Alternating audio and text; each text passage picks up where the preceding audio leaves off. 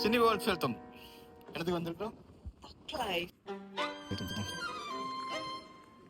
Jurassic world போட்டிருக்கு. உண்மையாவே எங்களை ஜுராசிக்குள்ள தான் கொண்டு போறாங்களோ தெரியும். ஆனா போற படம் தக் லைஃப். அலை கடலென இருக்கும் மக்களை பாரு. அரங்கம் நிறைஞ்ச காட்சி.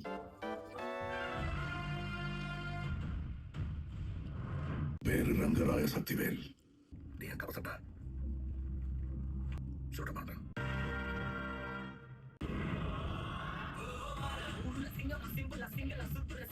இனி எதுவா இருந்தாலும் அவன் கேட்டுதான். சர்ஜியா ரங்கராய சக்திவேலை பார்த்து பயமா இருக்கு. புது ரங்கராய சக்திவேல் சிம்புவா ரங்கராய சக்தி வேணும். கமலை தள்ளி விட்டாராம்.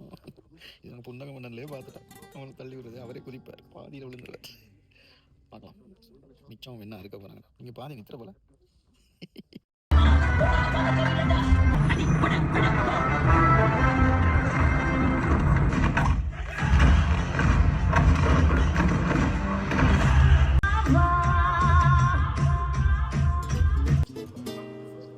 ஹலோ ஹலோ முடிஞ்சதா படம்? என்ன நடந்தது? கடைசி எல்லாம் சேர்த்துட்டாங்களா? எல்லாரும் செத்துட்டாங்க. நான் வேற சிம்புவை பார்க்க கொண்டு வந்தா சிம்புவை கொண்டுட்டாங்களே கடைசி. ஐயோ கமல் தப்பிட்டாரா? கமல் தப்பிட்ட. அப்ப அவரு எல்லாரையும் கொண்டுட்டு தான் தப்பிட்டார் போல. நானும் இப்ப இன்னும் கொஞ்சத்துல சாவ பார்த்தேன். போயிடாதீங்க, படத்தை பாத்துறாதீங்க.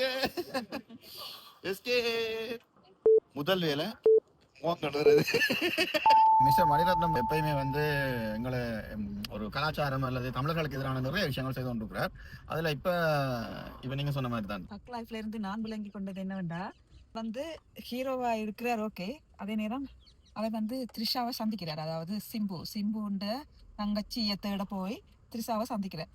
த்ரிஷாவை சந்திச்சா அவளை கூட்டிக்கொண்டு வந்து அவர் தனக்கு சொந்த வைஃப் இருக்க கூடிய மாதிரியே அவளை வச்சிருக்கிறார். வைஃபுக்கு தெரிஞ்சது கூட வச்சிருக்கிறார். அதே ஆளை சிம்பு பிறகு வச்சிருக்கிறார். அப்படியேண்டா இந்த படத்தை இப்ப உள்ள இளம் தலைமுறை சின்ன பிள்ளைகள் பார்த்தா என்ன நடக்கும்? அந்த பிள்ளைகளும் இதை மாதிரி செய்யலாமோ? இந்த படத்துல இப்படி சொல்லி இருக்கு. அப்ப ஒன்றும் தெரியாத இளம் தலைமுறை சின்ன பிள்ளைகள் பார்த்துட்டு என்ன யோசிக்கும்? நானும் அடுத்த ஆளுடைய வைஃபை வச்சிருக்கலாமோ, இன்னொரு அங்கிள்ட வைஃபை நானும் வச்சிருக்கலாமோன்னு சின்ன பிள்ளை வச்சிருக்கத்தான் பார்க்கும் கட்டாயம். அதான் எனக்கு ரொம்ப கவலையா இருக்கு. நாடு சீர்கட்டு கொண்டு போற மாதிரி இருக்கு.